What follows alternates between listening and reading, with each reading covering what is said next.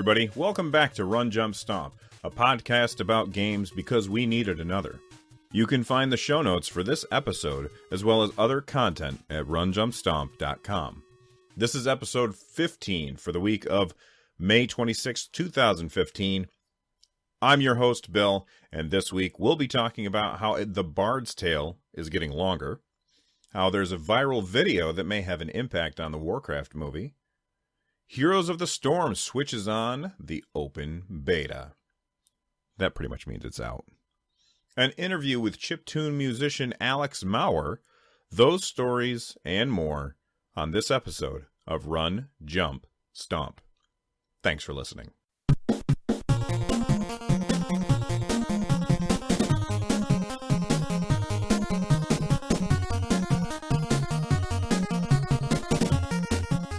The Bard's Tale is an old-school dungeon crawler.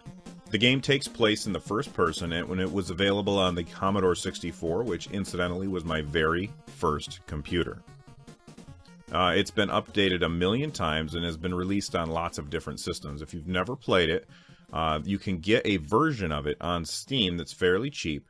And even though the one that you get on Steam actually is like a top-down view instead of a first-person view, it comes with the first three classic episodes.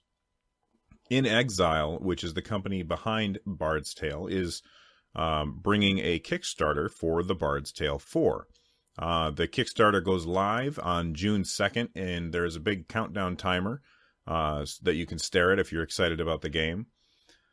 They've slowly been building up, In Exile has been building up a really good reputation with Kickstarter. They recently, last year, I guess that's not really recent, but last year, they released Wasteland 2, which is a sequel to a very old school post-apocalyptic, I can't say that word, post-apocalyptic, there we go, Mad Max would be proud, post-apocalyptic RPG, and the sequel, which they raised money for on Kickstarter, received an 81 on Metacritic. I don't put a lot of stock in numbers, but this tells me that it was generally well thought of. I'm not going to go out and say that an 81 is better than an 80. That's just the law of averages there. If you're looking forward to some old school Western RPG goodness, then set your clocks for June 2nd. Or you can sign up to be notified. If you want to see some video of the original, you can check out runjumpstomp.com. I have, it's not me playing, but I went out and found a YouTube video of somebody playing the original Bard's Tale on the Commodore 64.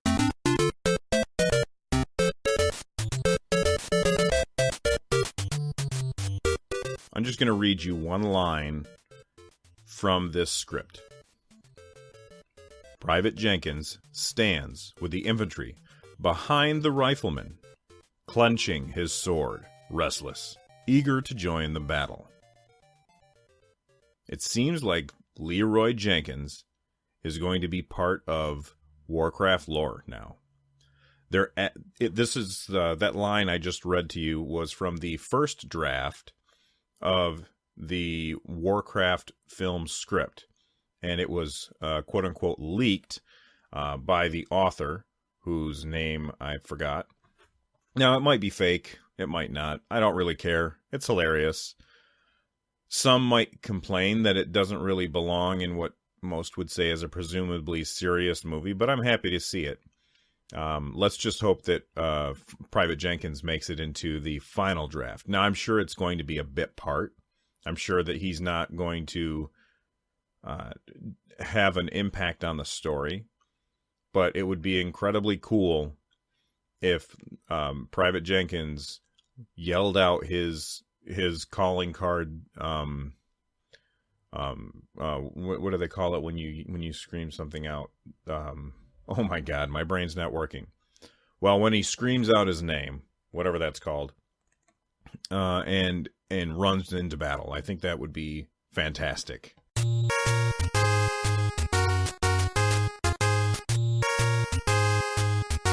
I don't usually talk about mobile games on this show, and it's not because I don't like mobile games. In fact, I've been playing a lot of Go Rocket, I think it's called lately. It's a very good game. You should check it out. But the reason I bring this up is not because of Go Rocket. While that's a good game, I want to talk a little bit about a great game. And that is 10 Million. Now, 10 Million gets its name from the score that you have to get in order to finish the game, which I never have finished. But that's okay. 10 Million basically is a match 3. And as most match 3s go, you've got something happening above, and then you've got a bunch of tiles that you need to shuffle around. Well, the reason I bring it up is because there's a sequel coming from 88 Games. It's going to be called You Must Build a Boat. Now, I looked at the video, and it looks like it's exactly the same as 10 Million. I'm sure that they're going to throw in a few changes so that it's not the same exact game, but it looks very similar. Now, the way that the game works is your character is moving to the right. They're running across the screen from left to right. Pardon me. And as you move from left to right, there are various obstacles that get in your way. Maybe it's a monster or a door or a chest or something like that. Now, in order to deal with these things, you have to slide the pieces around to match the tiles. And you got to match the right tiles at the right time. So if you're fighting a monster that is weak against magic, you want to match the, I think it was fire tiles. And if you're trying to fight a monster that's weak against weak against a physical attack, then you would match swords up. If you're trying to unlock a chest, then you want to match up keys. And they also have like trash tiles, like wood and stone, that while it's beneficial for you to match them because it leaves more room for swords and fire, you don't really need them nearly as much. The thing is when you're matching, or when you're trying to do this, with the obstacle in your way, the obstacle is pushing you to the left side of the screen. And if you get to the left side of the screen, then it's game over for that round. And you go back to your base. You spend the experience, gold, stone, and wood that you collected, and then you can try again.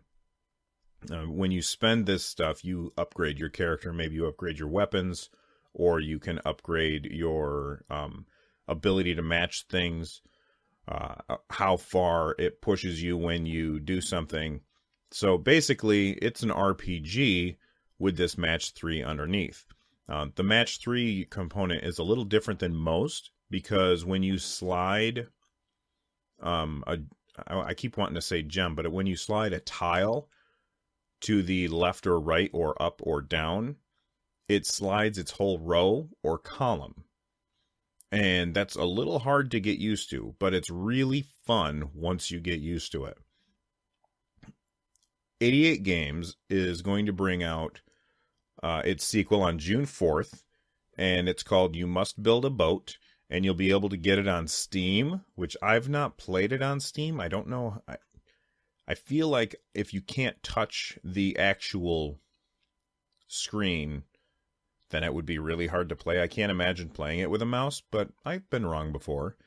You can also get it on Google Play and the iOS App Store. So if you have any of those devices, definitely check out You Must Build a Boat, because 88 Games, they've got it going on.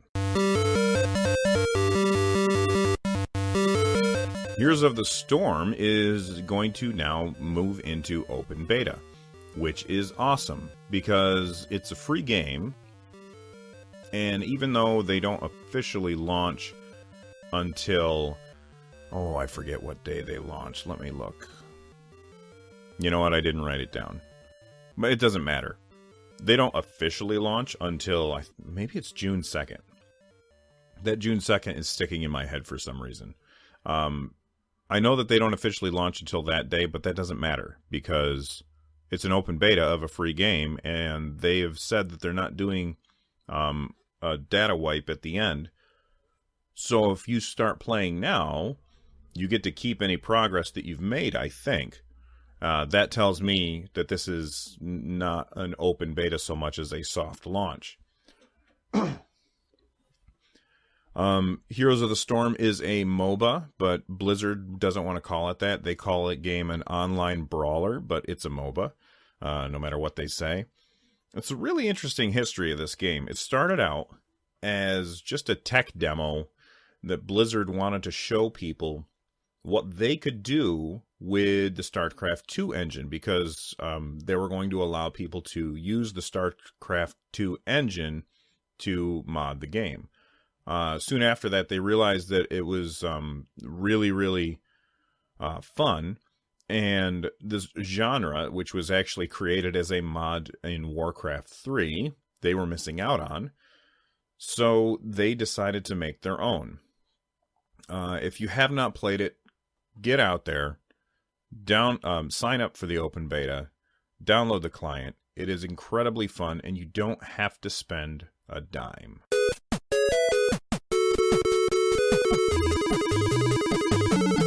Two days ago, YouTube announced that it's going to be bringing 60 frames per second live streaming to their video platform. This is awesome. This is their way of dealing with the fact that when they tried to buy Twitch last year for almost, when was it, last year? Doesn't matter.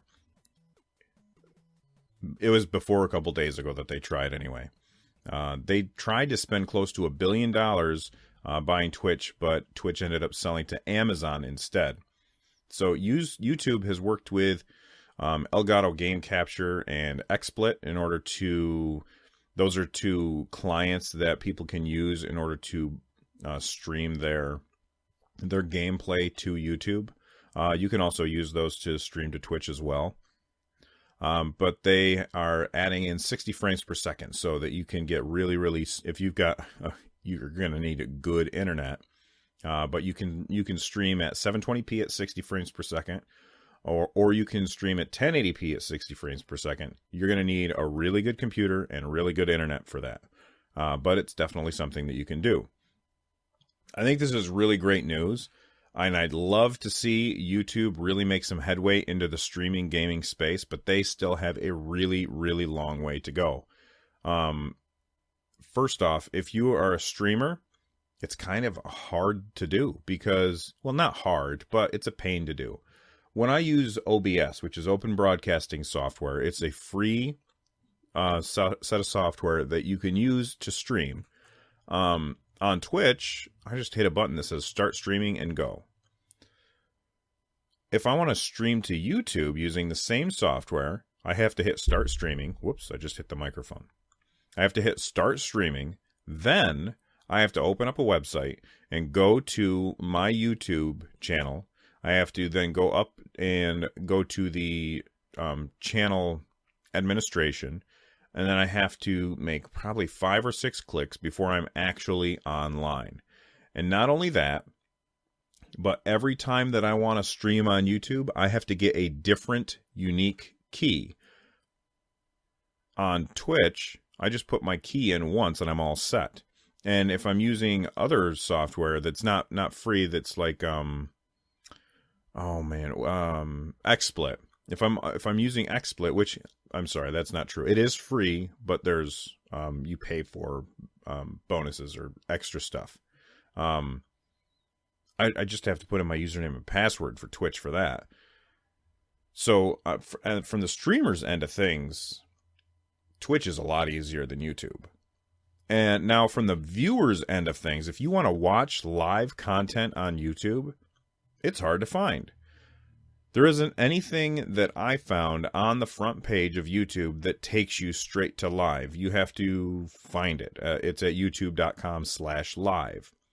But there's nothing there to indicate to a viewer that there's live content on YouTube. So if you didn't know to look for it, you definitely wouldn't find it. That's a problem. When people are streaming, they want their stuff discoverable.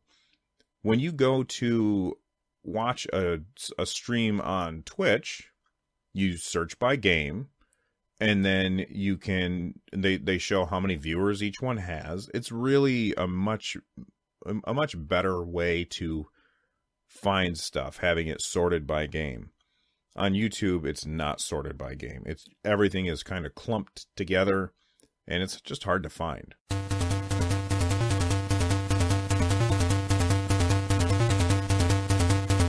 E3 is on its way, and Sony is going to let you watch their E3 press conference plus some post press conference coverage from a movie theater live. This is extremely cool. I hope that you can also do this from the comfort of your own home. Now, cynicals? Let's try that again. Cynics would look at this and they would say, okay, well, Sony's trying to sell tickets. Nope, because you can actually go for free. Let me read the press release. PlayStation is inviting fans from across the US and Canada to come together and watch the excitement and announcements of E3 live in over 75 movie theaters across North America. Attendees will get access to an exclusive 30-minute post-show hosted by Jeff Keighley and a special PlayStation surprise. That's really cool. I think that this goes a long way towards showing that games are part of the mainstream too. We need to move past that point where somebody says, oh, well, you're a gamer or you're not a gamer. We don't label people as being a movie watcher or a TV show watcher. That's just something that everybody does. And in this day and age, especially with mobile phones, everybody is a gamer. My wife plays lots of Words with Friends. My daughter plays 2048. People are playing games all the time. Everybody is a gamer. And everybody should care about what happens at E3. Well, not that it's a big deal, not that it's important, but it's interesting. And especially if you are a fan of this hobby. Now, 75 movie theaters is not a lot, so I live in the middle of nowhere. I'm sure that it will not be my theater, but it's a good start.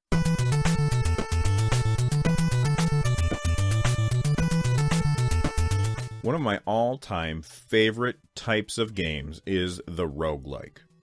If you're not familiar with it, roguelike is a game that is like the game Rogue, which is a very, very old game, in which you have one life and a randomly generated dungeon to explore. When you die, you go back to the beginning, and you get a brand new randomly generated dungeon. Now, sometimes when you die, you get to keep the things that you earned. A very good example of what a roguelike is would be Rogue Legacy, which you can find on lots of different platforms, but I played it on Steam. I know that it's also on PS Vita, as well as the PS4. Pokemon is another great game.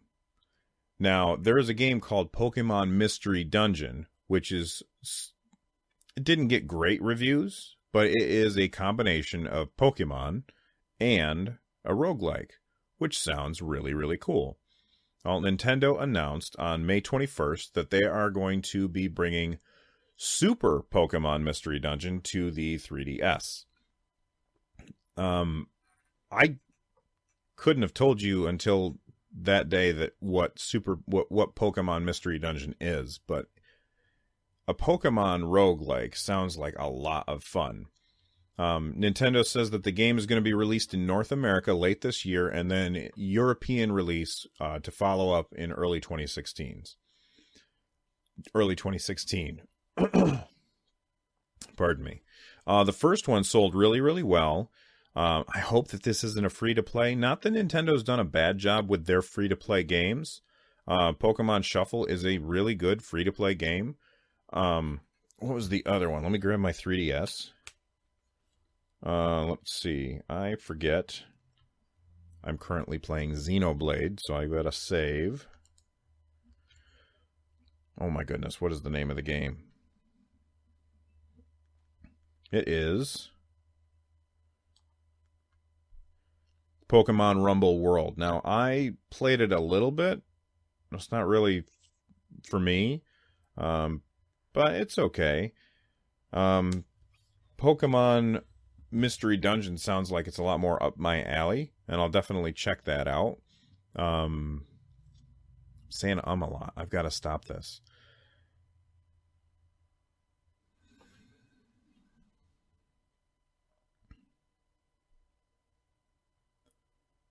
The actual announcement reads, "Look forward to the launch of Pokemon Super Mystery Dungeon." Or is it? Okay, so I was saying Super Pokemon Mystery Dungeon. It's Pokemon Super Mystery Dungeon in winter 2015, continuing in the legacy of the exciting Pokemon Mystery Dungeon video games. With dungeon layouts that change every time you enter them, the fun never ends. Battle alongside legendary and mythical Pokemon to save the world from a crisis in a tale of unprecedented scale. That's a bit hyperbolic. Keep checking Pokemon.com and you can find out more information about Pokemon Super Mystery Dungeon. And get ready for the arrival of impressive mystery dungeons that will surpass all others.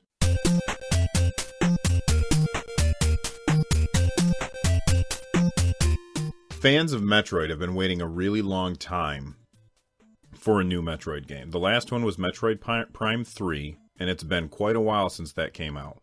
Now, I actually didn't play Metroid Prime 3. I played the first Metroid Prime and absolutely loved it. Didn't love the second one, so I never came back for the third, although I've heard it was very, very good. Now, the reason that I bring this up is not because we have any awesome Metroid news, but this one guy wants a new Metroid game so bad that what he did was he played Metroid Zero Mission and Metroid Fusion at the same time with one controller. And he beat both games in a speed run. Now, in order to do this, you would obviously have to be an expert at both games, and this guy clearly is. But it is really cool to watch. Now, the reason that you can do something like this is because the doors in Metroid work the way that they do. You shoot a door in order to open it. And that allows him to move to the left or to the right on one screen, while the other screen has Samus is just running against the wall for a while. Even so, to be able to beat both games, and he actually beat both games at the same time, is bonkers. I don't understand how somebody could do this. So Nintendo, give this guy something new to play. He is really loving Metroid games, and he deserves something. Earlier today, I recorded an interview with Alex Maurer, the chiptune musician who is behind such games as Penny Arcade Rain Slick 3, as well as the Penny Arcade TV show. He also has made other games, and he's currently working on a game called Star Mazer, which recently funded on Kickstarter. I'm going to drop in the interview now, and I'll be back with the long play afterwards.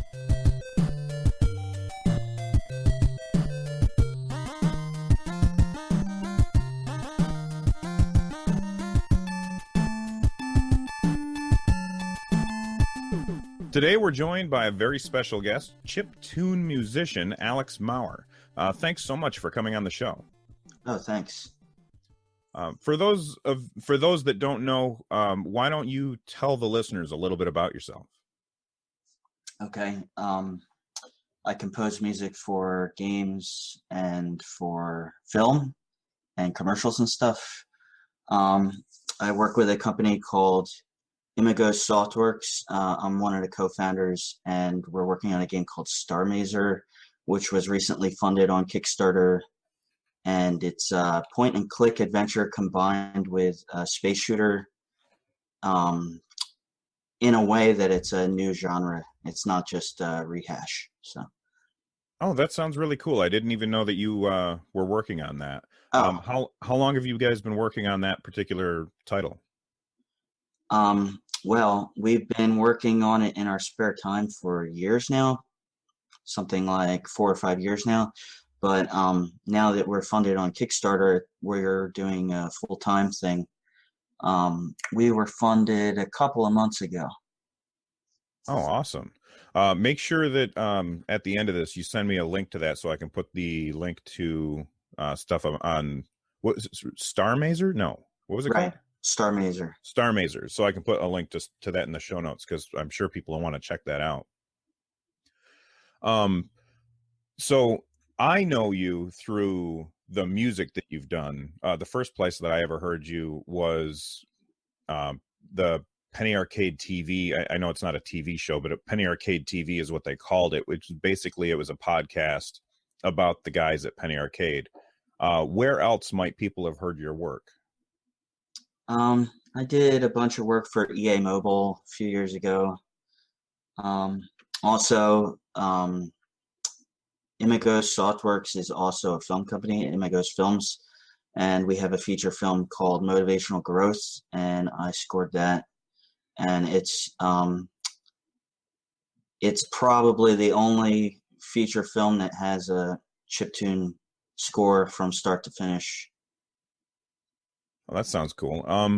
So are you exclusively chiptunes musician, or do you also play traditional style musics, instruments?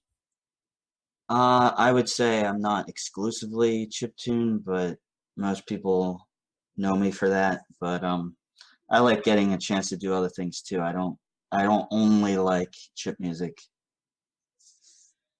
Did you always want to be a musician? Yeah, I always wanted to be a musician, but early on I felt like I wasn't very good. It took a long time to get to a point where I felt like I was actually good. And so did you end up going to college for a musician? For No, music, I mean? no, I kind of wish I did, but no. I went to school for art and I dropped out. And I think that if I went to school for music, I probably still would have dropped out. So it doesn't really matter. Yeah, okay, so you went to school for art. Do you do any of the art on Star Maze? Star Mazer. Star Um, Mazer, sorry. no, our artist, our art director, his name is Maximo Lorenzo. He's really good. He has his own web comic and stuff. He's really good at hand drawings and whatnot. And he's directing some people to translate that into pixels and animate it and whatnot. So yeah, he's the art guy for this project. And as far as Star Mazer goes, it's gonna probably I'm gonna guess have a traditional chip tune style soundtrack. Yeah, the idea with Star Mazer is it's like a 16-bit era style aesthetic, but it's we're not restricting to previous console limitations. We are trying to make it a little like the way you remember games being, not necessarily exactly how they were, but more like an idealized version of how games are in your memory from that era. So we're dropping the restrictions. We're just using the aesthetic, but pushing it further. Yeah, I see what you mean. Kind of like, sorry about that. Kind of like when you look back at a game that you played when you were a kid and you remember the soundtrack for that game, and then you go and you listen to that soundtrack, it's always a little different than you remember. You remember it being like, I guess I remember it being the sound being richer than it is in my head. Right. And that was because of the technological limitations at the time. Is that so? You're going to take the style of the time and bring it to today's technology, I guess you'd say. Yeah, you could put it that way. What are some other games that you've worked on? Well, I worked on Penny Arcade's Rain Slick 3 game. It was like kind of like a SNES style RPG. And let's see, what else did I work on? A lot of things. I worked on some Need for Speed cell phone games, stuff like that. Was that chip tunes or was that No, that was like different? that was General MIDI because at the time it was before the iPhone and most phone games use General MIDI and it's kind of humorous to check it out now because it sounds really restricted. But yeah, that was around 2008, 2009. The iPhone existed, but that was before EA shifted from, you know, most phones weren't as powerful at the time, but then smartphones came out and then they stopped hiring me because they didn't need General MIDI anymore. So, at the risk of becoming too technical, which I don't mind, Okay. my question is, I am not a music guy. Like I play the ukulele poorly, but I am not a music guy. Yeah. So my question is, what is the difference between chiptunes and general MIDI? Well, chiptune is based on sound chips, which were in these old machines like the NES and the SNES. But General MIDI is it's like a really small file format that sounds different on every device that it plays back on. So you can write like a General MIDI song and then play it on your phone, and depending on the device you're using, it will sound different on each one. So a chiptune will sound the same on every device, then, right? Well, usually, I mean, we're kind of talking about two different things. Like they're not just like this is one thing and that's the other. It's like there's some overlap. It's like a Venn diagram, you know. Oh, okay. Very good. So we talked a little bit about traditional, not traditional, but older games. Who's your favorite video game composer, or what's your favorite video game soundtrack? I've been getting this question a lot. Mhm. One of my favorites is Mega Man 5. Um, the composer's name is Mari Yamaguchi, and as far as I know, she's no longer composing for games, but she's really good. She's maybe my favorite. I'm not sure. Her style is like really jazzy. It's like I don't know. It's like she doesn't do anything obvious. Everything she does is like, man, I wish I thought of that. um, and then one of my other favorites is David Wise. He did the Donkey Kong Country stuff, Donkey Kong Country 1 and 2, and a bunch of those old Rareware games like Wizards and Warriors. I think he did that. He's really good. Have you tried out the new Donkey Kong Country Tropical Freeze? I have not. That one's got a really, really nice soundtrack, although it's not chiptunes at all. It's got a very tropical vibe to it. It sounds like you're on vacation someplace, but I highly recommend it. It's a good soundtrack, even though it's not chiptunes. Yeah, I'll check that out. That sounds cool.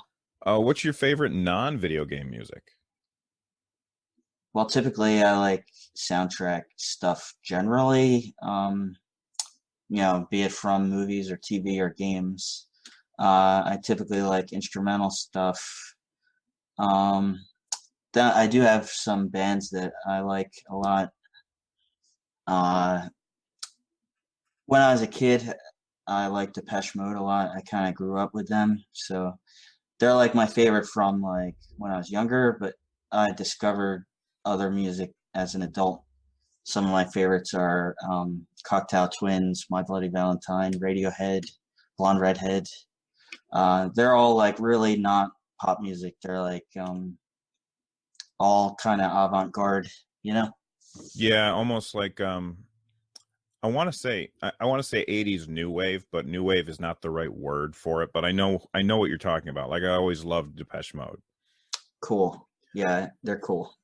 Um okay, so let's talk a little bit about your process for making a song, cuz usually these songs are, well, okay, I don't know if it's usually the case, but like when I look at your sound, I forget the name of the album that had all the states. Oh, okay. That's Eat People Too. Yeah, you have a lot of short songs. How long does it typically take you to make like a 50-second song? It could take anywhere from a couple hours to days. It depends. Usually, I'll have an idea of a starting point in my head, and then I'll put it into the computer and then play it back and then start thinking of, well, what should go along with that, or how does it continue? But it really depends. I mean, like you were saying, the songs that were with the States. I was on a trip. I went from Pennsylvania to California, and I lived in California for a little bit, and then I hated it, and I I was too afraid to tell the guy I was living with that I wanted to leave, and I just, in the middle of the night, I waited till he went to sleep, and I just left, and I just drove the entire way back, and I was in distress, and I got back and slept, and then within a day or two, I did all those songs. Oh So wow. they're all kind of based on the feelings of each location as I was going through. That's cool. Next time I listen to it, I'll definitely think about that and see how I can tell the difference between them. That's very cool. Thanks. So do you ever have a song that you've been working on for a while and then you just say, no, this is not going to work. I've got to take this whole thing and just scrap it and start all over again? That happens a lot. That's kind of how I do things. I throw a lot of stuff away. And sometimes if I think something's good enough, I'll like set it to the side and maybe bring it back later, maybe a year or two later, or sometimes like 10 years later. So yeah, I have a big pile of like scrap stuff. And then there's a whole bunch that I deleted that I don't even know what it sounded like. So All right. So let's say you're making a game. Can you tell me, how does the process differ for creating a soundtrack of like a linear game versus a non-linear game where you don't know where the player's going to go? Or is there a difference at all for you as the guy in charge of the music? well, usually when I'm working on a game, there's some kind of director or producer that has like all sorts of instructions that, they want this and that. They have examples of like, here's something we like, make it sound like this. So I usually am not the guy that decides that kind of stuff. However, with Star Mazer, I am the music director and I have more creative freedom. So our game is actually non-linear. The storyline is modular and it can change. You can play through the game multiple times and get different storylines out of it. So um, I wouldn't say there's a difference in how I'm writing the music, but we are really early in the game. The game is still being written, like the story's still being written, and the art is early in concepts and whatnot. So what I'm doing right now with the music is I'm doing a bunch of sketch work where I'm just concepting ideas that we might use and we might not, but we're using it for promo and stuff. So I'm doing all this work, and I would say it's pretty valuable, but we're doing it in a kind of a new way by doing music before there's much of the game ready. I think it's pretty interesting. Yeah, that sounds really cool. So this is hilarious. On a week that I'm talking to a guy who makes video game soundtracks for a living, this news came up, and I just wanted to get your opinion on this. This is a completely out of left field, but are you familiar with Shenmue, the Yes. game for the Dreamcast? Yes. All right, so Shenmue and Streets of Rage soundtracks are going to be released on vinyl. Yeah, I saw that. That's pretty cool. I'm glad that people are interested enough in the soundtracks to want to have a vinyl version of it. Is that something that you would ever do with yours? Like I really do like your cover art, especially that one with Max Headroom on it. Uh, I really like. Of course, you probably couldn't release that one, but would you ever consider putting it out on vinyl so that people would have that big piece of art to put on their wall? That would be cool. The thing is, though, it's really hard to sell albums, and I'm a musician. I'm not like a expert at promo or marketing or anything like that, and I'm not really attached to a label that could do all that for me. So that's probably never going to happen. Some of the stuff we're working on now, the Star Mazer soundtrack is supposed to be released on the label Telefuture, So with them, we're going to be doing some physical releases and whatnot. But I don't know if we're doing vinyl. I think we're doing cassettes and maybe some other Like 1980s obscure thing. cassettes? Right, like 1980s cassettes. That's awesome. That is very, very cool. So I guess, can you tell me, what else can you tell me about Star Mazer? Like, what's the development schedule like? Do you guys have any idea how long it's going to take you to make? Yeah, we have a plan. So we're hoping to be complete on the game in April 2016. That's very ambitious, so we think we might push over that a little bit, but that's what we're shooting for. And how big's your team? Um, hmm, I have to count every person. We have Rough. a couple of programmers. There's a director, and he's involved in writing, but then we also have a writer. We have 3 producers. I'm the music director, then Maximo is the art director, and one of our programmers, Austin, he is also the lead designer. So he's designs levels and weapons and all that sorts of stuff. And then we have a big roster of guest musicians. So me as the music director, I have these 28 or 29 different composers that I'm working with. We're pretty early on it now, but once a significant amount of the soundtrack is ready, then I'm going to hand it to them so they get an idea of how to match the style, and then I'm going to be directing them on making special tracks per artist. It's like they're doing cameos in the game, Right. So I guess you're like if I put this in terms of writing, you're like the editor of the music. Sort of. So I'm asking them to do specific things, and then I'm basically directing them. I'm going to be asking for revisions and changes, and I trust that most of these folks that we have are going to be able to do stuff that we like off the bat. I mean, that's why we picked them. But yeah, we will be doing some requests for changes and stuff. Very cool. So do you have any idea what platforms you guys are aiming for Star Mazer? Yeah, we want to put it on everything, but we're starting with Mac, PC, and Linux, and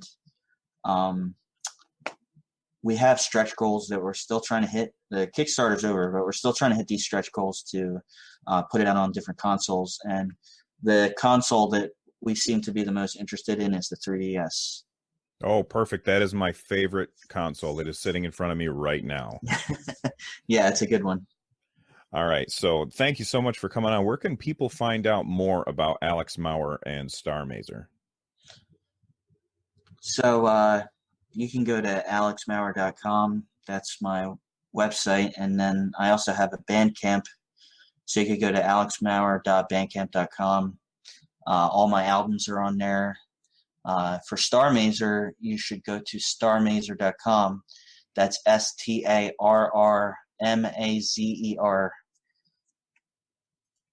All right. Thanks again for coming on the show. I really appreciate it. Sure, no problem.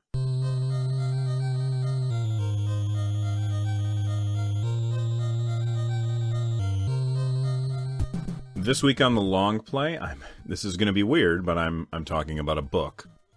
The book is The Console Wars by Blake J. Harris. I'm not really far into the book. I'm probably around 200 pages, but it's very, very interesting, and it's definitely well written. The book deals with the late 80s, early 90s war between Nintendo and Sega. At least so far, that's what they've been talking about. It begins talking about the new CEO of Sega of America, whose name I forgot, Krapinski, something like that. I don't remember his name off the top of my head, but starts with him on a beach, and then he gets pulled into the video game industry, whether he likes it or not. And it's really, really interesting read. It's amazing to hear about some of the people who worked at Nintendo and Sony, not Sony, but Sega, had done some really cool things. Like the same guy that was responsible for the revival of the Barbie line ends up working for Sega. He's also the guy who made the Flintstone chewable vitamins. It's a really interesting read, and I highly recommend it. If you find this industry interesting at all, then this book is definitely something that you will enjoy. I promise. After talking with Alex today, I decided to look up Star Mazer, which is the game that he's working on, and it looks really cool. If you have not checked it out, definitely go to starmazer.com, because I'm adding it to the wish list today. Star Mazer is a point-and-click adventure, like you heard earlier, but the art style is absolutely fantastic. The main character is really cool. He's got like this huge head of blonde hair and a cigarette hanging out of his mouth, and I am really a big fan of whoever the artist is. I forgot who they said it was, but definitely go to starmazer.com and add that game to your wish list. Now, he mentioned that they are also doing stretch goals to try and get this game available for the 3DS. That's where I want to play it, so I need you guys to do me a favor and go out and donate to this Kickstarter so that we can get this game on the 3DS, because that's my platform of choice. I'm going to go over there now. I know normally after the wish list that I do the outro and then move on, but I just wanted to add one thing. Today, I'm recording this on the 23rd, by the way. My son was trying to play the Splatoon test fire. This is probably the last one before the game actually comes out, and it was not working very well. We could not connect to the internet. He was pretty disappointed. Well, Nintendo announced that they were going to extend it, so he's out there playing it right now. He's having a blast, and I gotta say that the amount of people who were going at these servers and just crashed their servers, this is going to be a really popular game. It's very, very fun, and I was listening to a podcast, Nintendo Voice Chat, this week, and they were saying how, because they already have review copies, feel free to send me a review copy, by the way, Nintendo. It's not going to happen. But they have review copies, and they were playing the single-player version, and they were saying that it was really, really good. Now, that's not something I expected. I expected the single-player to be just kind of tacked on like most shooters. They were saying it was kind of like Super Mario Galaxy 3 mixed with Super Mario Sunshine 2, and then they just took Mario out of there and put in these new characters. That sounds great to me. I'm really looking forward to this game, and I'm looking forward to it even more now than I was before, because I definitely want to try out the single player. Now, if you'll excuse me, I'm going to go in the other room and see if I can wrestle the controller away from my son.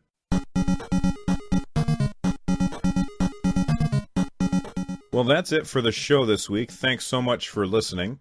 If you want to be part of the show, you can email me at runjumpstomp@gmail.com, or you can go to the website runjumpstomp.com. You can also call at 260-RUN-JUMP, and you can find me on Twitter, Twitch, and YouTube at runjumpstomp.